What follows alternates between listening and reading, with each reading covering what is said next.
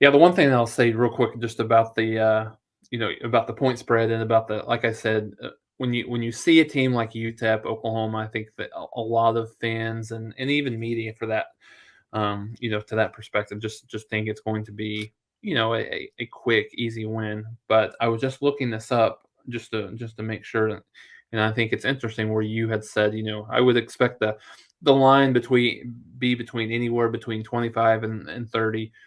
So Oklahoma, when they opened up against Tulane last year, the line 31.5. So I mean, and I know last season was what it was for so many different reasons. Right, the coaching situation, I think played a little bit into that, and just in general. But Oklahoma had to scratch and claw their way, and they were a stumble or a tripped quarterback run away from being in real jeopardy of losing that game late in the game. So you never know what's going to happen. Certainly don't expect that this year, at least to that level.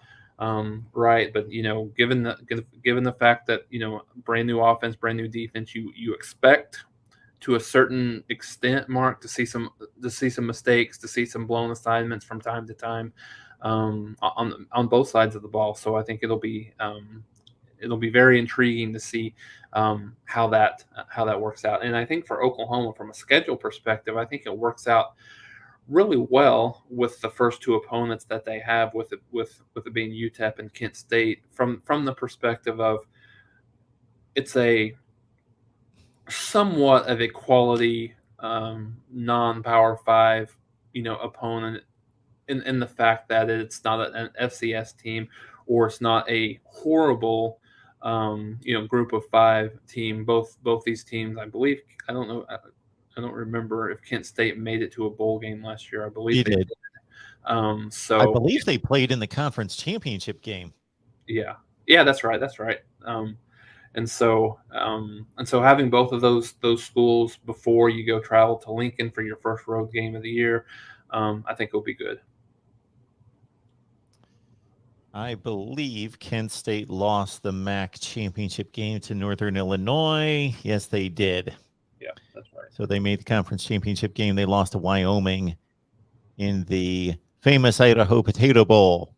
That's right. So the two opponents, yes, not necessarily at the top of group of five play, but to Jason's point, quality, capable teams that are not wowed by playing. They schedule. Shoot, Kent State went to Texas A&M and Iowa last year, and Maryland, so they played Yeah.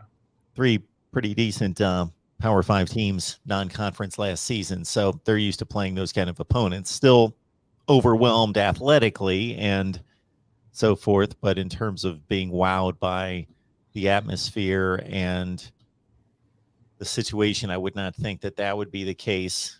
And thinking back to that Tulane play, the stumble and the dive for the first down conversion, that was somewhere around midfield. And with me having no investment in the game, I really wanted to see. I wasn't rooting for Tulane, but I wanted to see, uh, you know, 4 downs in the red zone with a chance to win the game, to see who was going to make the plays. And so I was a bit disappointed that the 4th down was not converted, just to set up a series in the red zone with a game on the line. I believe Oklahoma only won the game by 5, so a touchdown Yeah. would have won it for Tulane. So that would have been something else.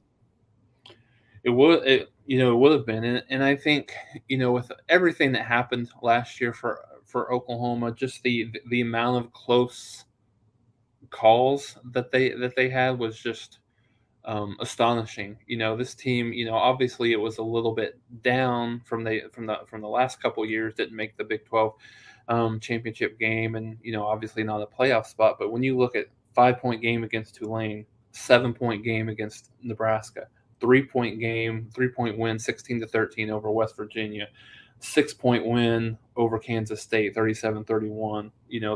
The comeback that they had against Texas for the 55-48 win. Even though the Kansas game ended up being 35-23, there was a couple of spots there late in the game where it was really up for grabs. So this team could have very easily have been a 7-5 team as much as they were a 10-2 team. So, I think when you think about things like that, Mark, learning not necessarily that Oklahoma needs to learn how to win, but when you struggle, when you're not playing well, and you still find a way to win games, whether it's a quality opponent or maybe not necessarily a quality opponent, those I think I feel strongly those battles continue to pay dividends, throughout the year. Just kind of coming in, and maybe those come back this year in terms of, hey, we didn't always play well, but we found a way to win even when we weren't playing well. So knowing that kind of winning mentality, hopefully that helps and makes it maybe a better focus, in certain ways. And I think it would be difficult for this team, not only given what they went through last year, but with who the head coach is, not to have focus. I think it would be a difficult a task to achieve. So I think you'll see a much more focused and different team this year for sure. But I thought that was interesting, kind of going back and looking at all of those close calls that they had, Yeah. particularly the first half of the year.